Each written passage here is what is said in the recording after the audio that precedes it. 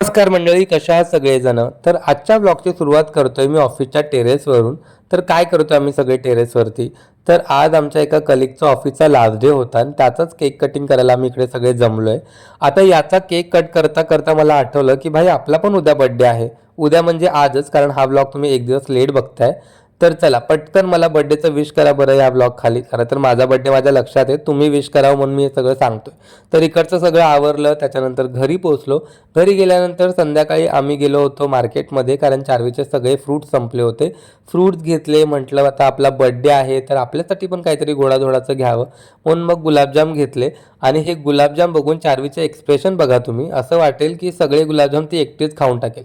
पण असं काही होत नाही, कारण आम्हाला बघून आनंद होतो, फक्त खाण्याच्या नावाने आमची बोंब आहे.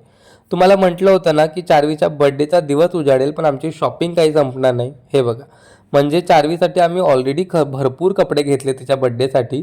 पण बाजारात गेल्यानंतर एखाद्या दुकानाच्या डिस्प्लेला काही आवडलं ना की आम्हाला आतमध्ये शिरण्याचा मोह जावरत नाही. पण आम्ही ठरवलंय हे जे काही आम्ही आत्ता घेतलंय ना ते तिच्या बड्डेचं लास्ट शॉपिंग असणार आहे. इथून पुढे तिच्या बड्डेसाठी आम्ही काही घेणार नाही आहे. बाय द वे, माझ्या बड्डेची शॉपिंग तर तुम्हाला दाखवायची राहिलीच. तर हे बघा, एवढे सगळे कपडे घेतलेत मी माझ्या बड्डेसाठी. खरं तर हे एवढे सगळे दिसत आहेत, पण हे आहेत फक्त 2च ड्रेस. यातला एक ड्रेस चार्वीच्या बड्डेसाठी, तर एक ड्रेस माझ्या बड्डेसाठी. कधी कुठला घालणार आहे तो त्या दिवशी तुम्हाला कळेलच. बड्डे आहे म्हणून प्रियंका इकडे माझे मस्त लाड करते. ती म्हटली थोडंसं स्किन केअर करून देते. पण इकडे चार्वीचे एक्सप्रेशन बघा या व्हिडिओमध्ये तुम्ही. हा व्हिडिओ एडिट करतानाच मला तिचे एक्सप्रेशन बघून हसायला येत होतं ना. तिचे नखरे चालूच असतात. तर आता हे एवढं सगळं करून माझ्या स्किनमध्ये काही फरक दिसतोय का तुम्हाला, मला कमेंट करून नक्की सांगा.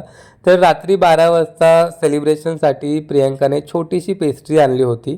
आता बड्डे कोणाचाही असो, पण केक कट करण्याचा मान मात्र चार्वीचाच असतो आणि त्या गोष्टीसाठी ती प्रचंड एक्सायटेड असते नेहमीच. तर अशा रीतीने मस्त केक कट केला, एकमेकांना भरवला. तर आजच्या दिवसाचा शेवट नाही म्हणणार मी, तर बड्डेची सुरुवात केलेली आहे. तर भेटूया नेक्स्ट ब्लॉगमध्ये. कसा वाटला ब्लॉग मला कमेंट करून नक्की सांगा. Bye bye.